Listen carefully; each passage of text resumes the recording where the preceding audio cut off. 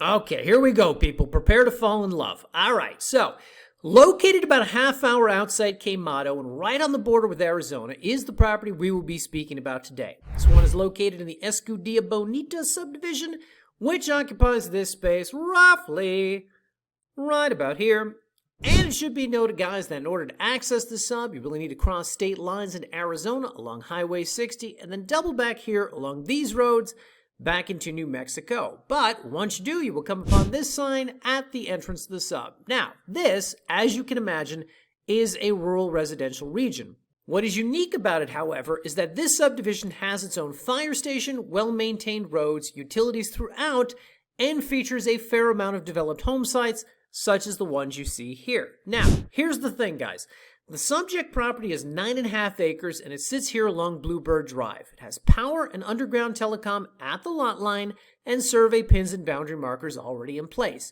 Point being, it's a good property, should be easy to develop, and you won't need to drop a bunch of money on a survey. But here's the thing, guys. When I was first looking at this one, I was looking at it on a map that looked like this.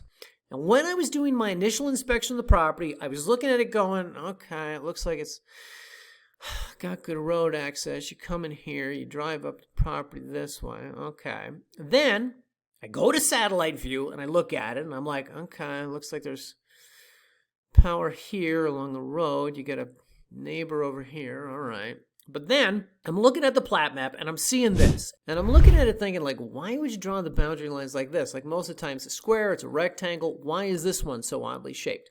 That's when I come back to the map and decide to look at it in 2 dimensions, and that is when I discover, oh my god, look at this, people. This is not your regular, ordinary, run-of-the-mill desert square property. Nay, this one sits atop a mesa, backing up to a cliffside, overlooking the entire subdivision as well as all of eastern Arizona. Mind officially blown. Yes, people, and as we start now to scrutinize the images from the property, you will see, oh my god, these are the views. Look at this. Look at this, guys. These are amazing. These look amazing. And just to be clear, people, this 9.5 acres is not like 2 acres on the mesa and 7 acres on an unbuildable cliffside. Nay, this is literally the whole 9.5 acres of nice flat land with some good vegetation on it, backing up to the cliffside with these views. It is fantastic. Anyway, guys, as we continue to run through the images from the property, I'll go over some of the important details here. First off, Escudilla Bonita is composed of 3 units of land. Unit 1 has an HOA. Fortunately for you, this property is in Unit 3. Unit 3 is under the jurisdiction of a different owners association, at least in theory. This association does not have a website or a Facebook page, just a P.O. box in Quemado, which tells me they're not terribly active. In addition, the subdivision does have some covenants and restrictions, but not so many they can't be written on a cocktail napkin.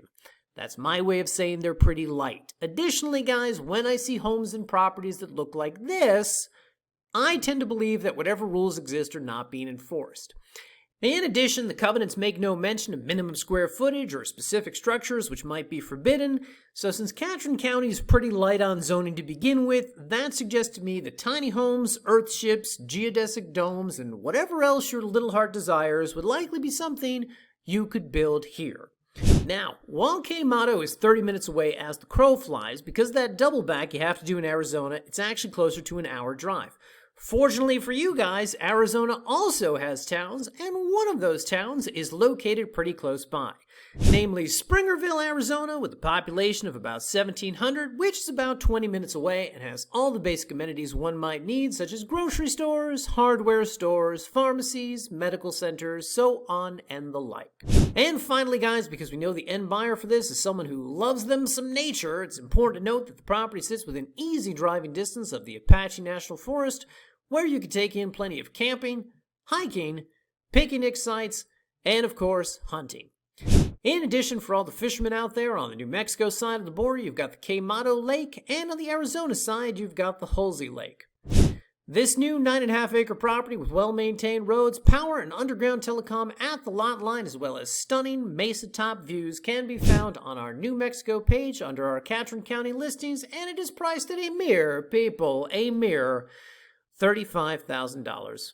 Check it out there to learn more.